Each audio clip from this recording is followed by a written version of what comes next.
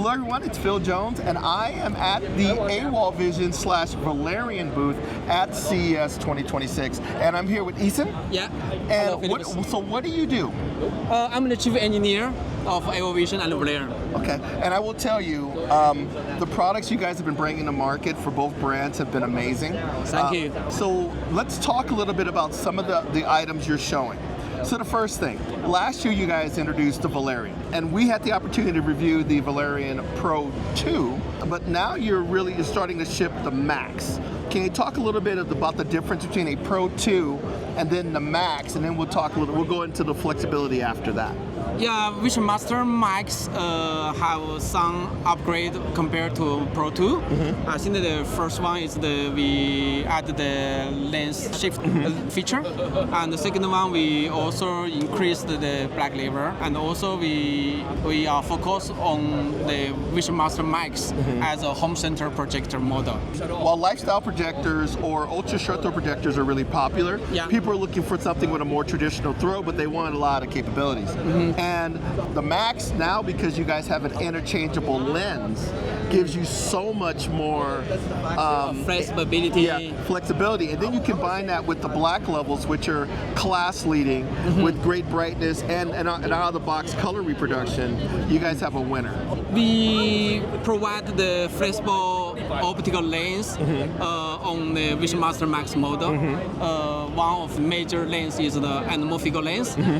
Only is designed by our Valerion user directly. The second one is we provide the long aspect ratio lens for the VisionMaster Max, because lots of end user email us, they have a bigger home center room.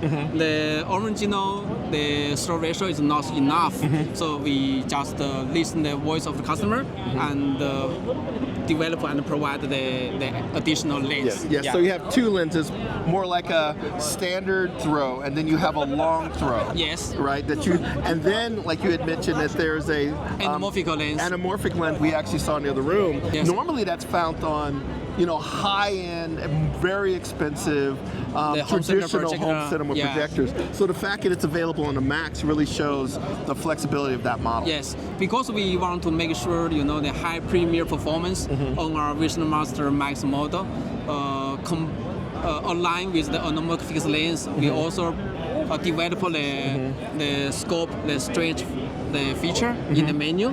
So if you can get the anamorphic lens, like you said, the image will be full field of the lens, the pixels. Yes. Yes. Hello everyone, it's Phil, and I'm here with Stavros. And one thing that's kind of amazing is these Valerion projectors have been growing in popularity, and they just came out with the Valerion VisionMaster Max, and it happens to have an interchangeable lens. And you came up with a unique lens solution for this unit, so can you talk a little bit about it? Yeah, absolutely, Phil. First of all, thanks for having me. When I saw what the projector can do in terms of image quality, it excited me, particularly because it has a built-in mount. Very few projectors have that, at least at that price point. It's been on my radar to make an anamorphic lens. I'm an optometrist by profession. Okay. So that's how it works. I'm an optometrist. I know optics, a little bit about optics, but I've always been a home theater enthusiast, enjoying sites like yours. And it was on my bucket list to start design on an anamorphic lens, because historically they've been pretty pricey and difficult to mount and get working for the typical enthusiast. So when this projector came out, that was my impetus. And so I started to design a lens for it as optimized as I could, as affordably, hopefully, as I could, to put this technology within reach to most enthusiasts. That's a powerful combination, a projection enthusiast that happens to be an optometrist. I'm fortunate. So you understand optics. So let's talk a little bit about the benefits of an anamorphic lens. For many of you, some of you out there probably know what it is, but some of people do not.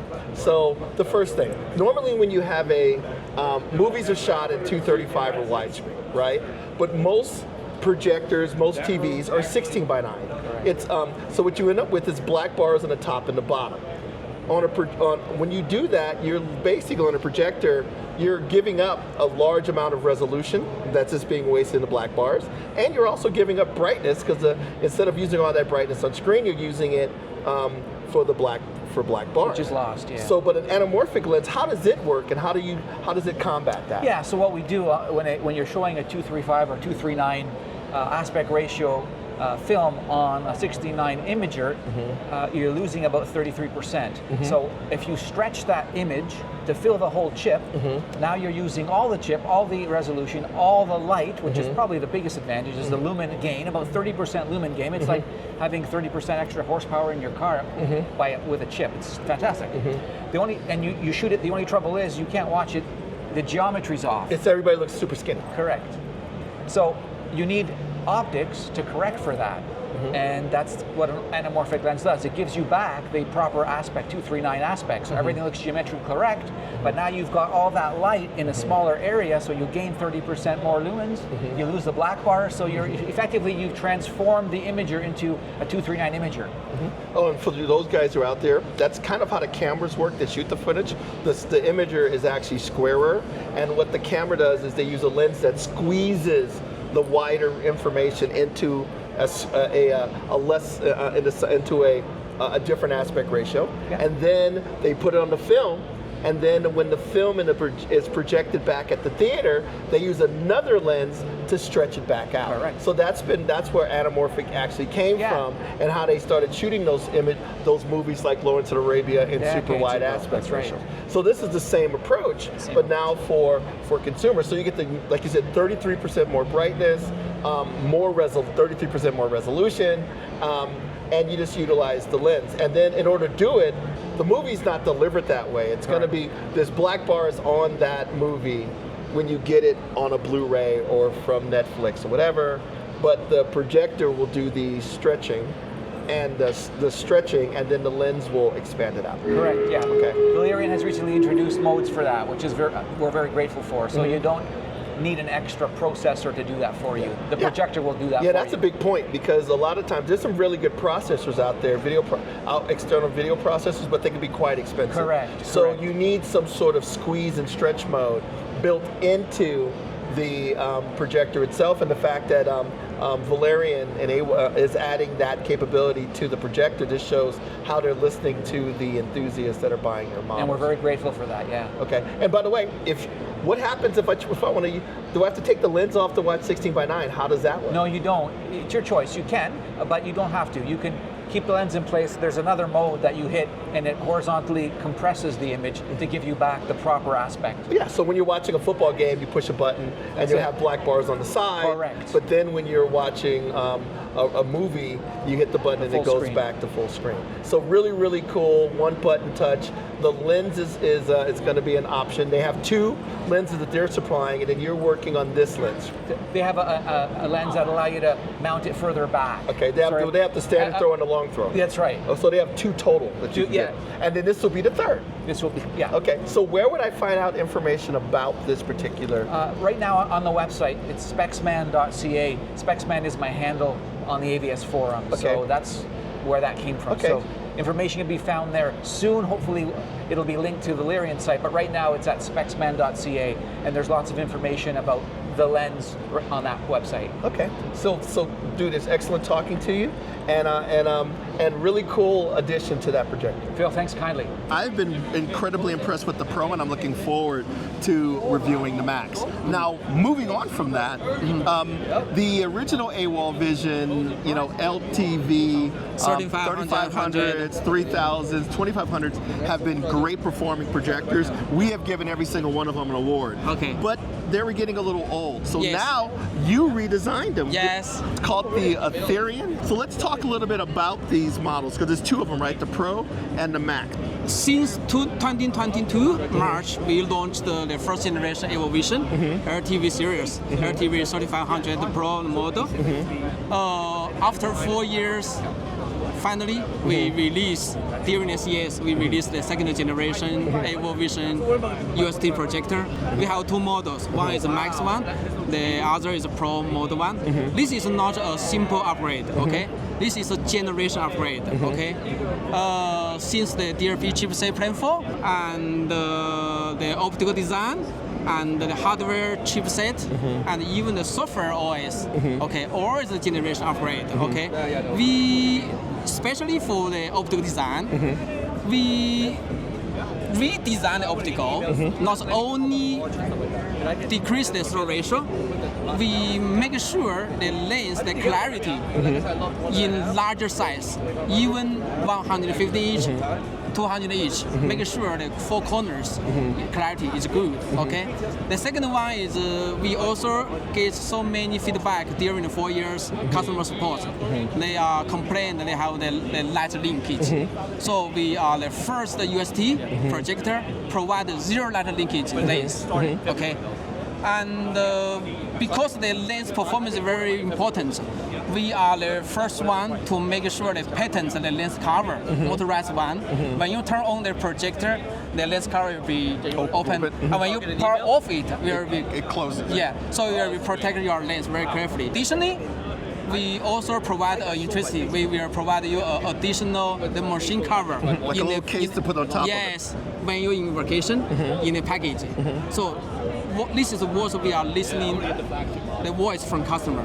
So we are redesign and fix all the improvements in the new generation.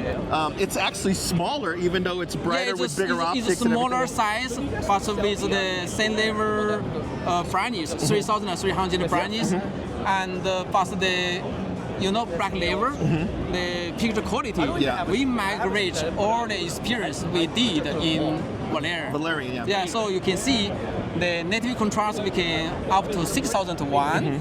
And also we can provide you the several steps, the iris, and make sure the high quality picture quality, the Dolby Vision, HDR10 Plus, and even we are the first time to bring the Dolby Vision gaming in this time. Thanks for TIS, the new generation DLP chipset, we can support the VRR and 1 millisecond. Yeah, the big thing is VRR, first one, and 1 millisecond at HD 240, right? Yes. Which is insane. Yeah. Which is super fast. That is hardcore gaming level. Yeah. So I really like that, and the throw distance is less. So it's a shorter throw distance, so the projector can be closer to the wall and still project. Yeah. So better optics, better edge to edge. Shorter throw distances, higher contrast, EBL. So basically, it takes the iris, the laser dimming, and video processing to give you better black levels and shadow detail. Yeah. And the last thing is that we are the first one to bring the anti-RB technology. Yeah, let's talk about that. In both 2D and 3D. Yeah, there are people who like I am not overly susceptible to rainbow effect, but some people are. Okay. And I've been actually in the booth looking at them, and I can make myself see it by doing this type of thing, but I will say that it's noticeably better. Yes. So huge improvements between these models. So and then of course in the booth you're showing it in kind of a living room environment, in a theater environment, in a backyard environment, all sorts of different applications. Yes. Couple of things to go along with it. You have a new Vanish system. Yes. Right? And then you have a new, what's the other one? You have the Vanish and you have the Vision. What's the other two? So you have two new systems. So if you want to buy the screen, the stand, and the projector, and you want to buy a complete station, you have that. Yeah, we have provided several options for the whole system solution. First one for the living room, we provided the Vanish, second generation Vanish. And the other solution is for the backyard. Yeah, because right now everybody want to enjoy the outdoor experience, the bigger size experience. But if you after the party, you have to pack off all the projector screen. Yeah. So this is really neat because it's a waterproof case, protects the projector and the screen. You can see like the lid open and the screen goes up and the screen goes back down and it closes. It's nice that it's even on a cart. So while you can leave it out, like California, I can leave it out all the time. Yeah. But if it's going to be like 2 weeks of rain, there's no reason why you can't just roll it into the ground. This is what we want to provide the user. You can set up a permanent the backyard, the home center solution with the weatherproof, the cabinets for projector, the weatherproof, the cabinet for the screen, or is a motorized one. You can enjoy outside. Number one, it's not taking away from your view. Number two, if you try to factor in how much an outdoor screen would cost at the size that we're talking about, over 100 inches, it would be substantially more than this. Yeah. So there's a lot of benefits to it. I'm looking at the booth here, and every year you're getting bigger and bigger bigger and bigger. Yeah. You're continuing to innovate. I was impressed with the original AWOL Vision models. When the Valerion came out, I was blown away. And now the new model, I'm really excited to review it. So this unit will, starting off as a Kickstarter campaign, I believe, and then you're going to move into being available at retail, correct? Yeah, we after the CES exhibition, we will kick off the Kickstarter maybe the first week of February, and then we'll close maybe end of the March. Okay, products will start shipping late spring, early summer, right? Yeah.